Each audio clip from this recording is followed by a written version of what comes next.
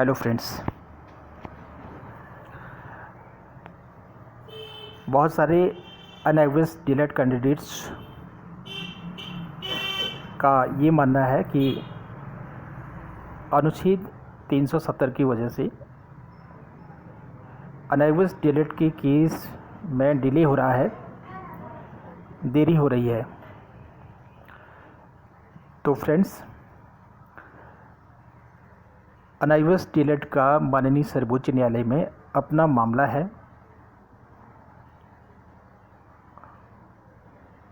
और 100% हम ये नहीं कर सकते हैं कि अनुच्छेद 370 की वजह से अनएग्जिस्ट डिलेट के केस में डिले हो रहा है। तो फ्रेंड्स, सबसे पहले हमें अनुच्छेद 370 के बारे में जानकारी होना आवश्यक है कि अनुच्छेद 370 क्या है और क्या कुछ इसके बारे में चल रहा है। तो फ्रेंड्स, अनुच्छेद 370 आर्टिकल 370 ये जम्मू कश्मीर में लागू किया गया था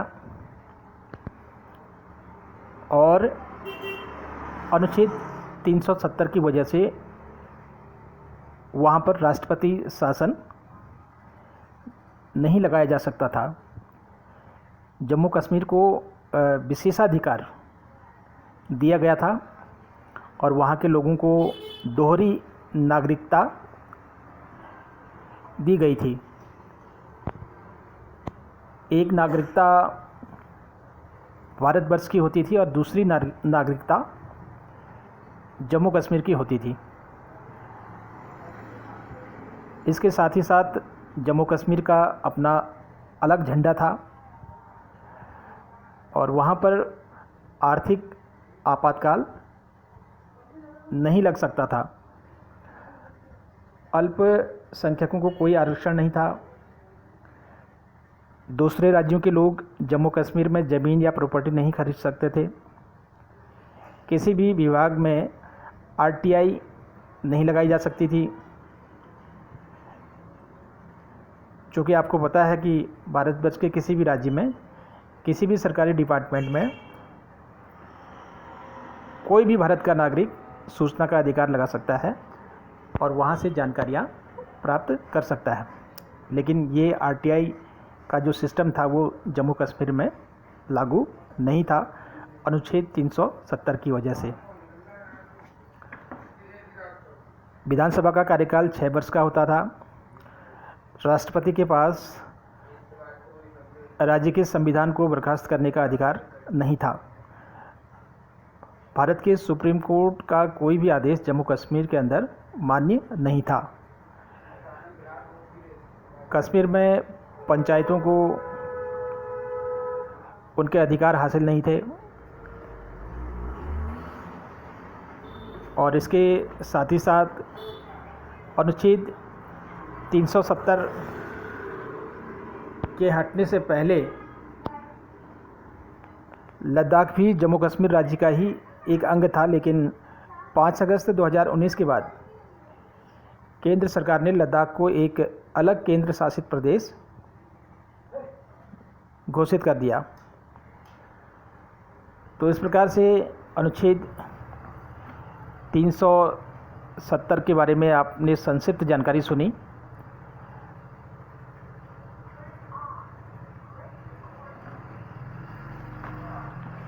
अब अनुच्छेद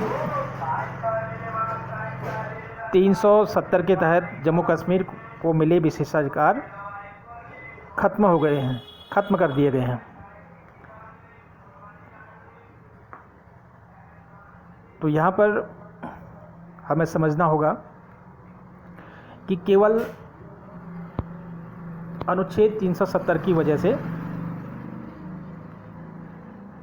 अनएग्जिस्ट डिलेट वर्सेस बीएड के केस में देरी नहीं हो सकती है, क्योंकि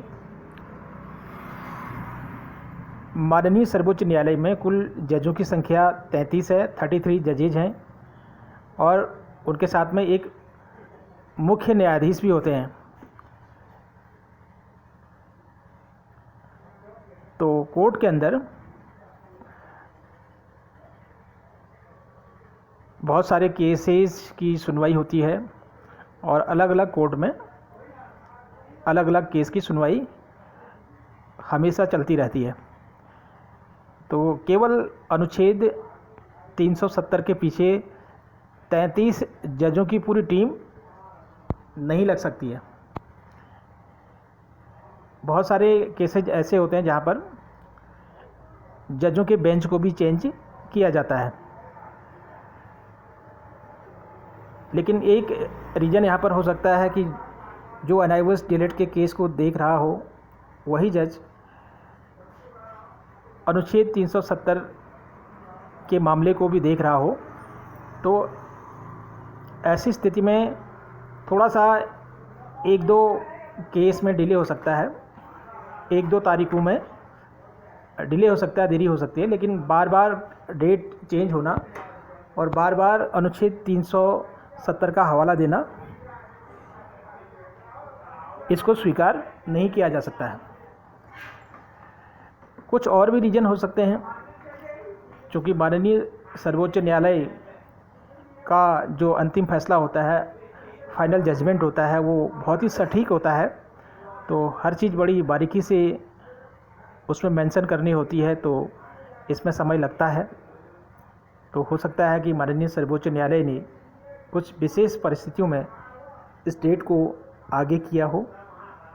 12 सितंबर 2023 की डेट लगी हुई है, तो निश्चित रूप से इसमें संभावना है कि डिस्कशन होगी और फाइनल जजमेंट आएगा, ऑर्डर आएगा, और सभी लोगों को काफ़ी इंतज़ार है। तो मैं बार बार यही कहता हूँ कि आप सभी लोगों को थोड़ा धैर्य रखना होगा, पेशेंस रखना होगा। तो फ्रेंड्स, मिलते हैं कुछ नई और ताज़ा जानकारी के साथ। तब तक के लिए जय हिंद, जय भारत।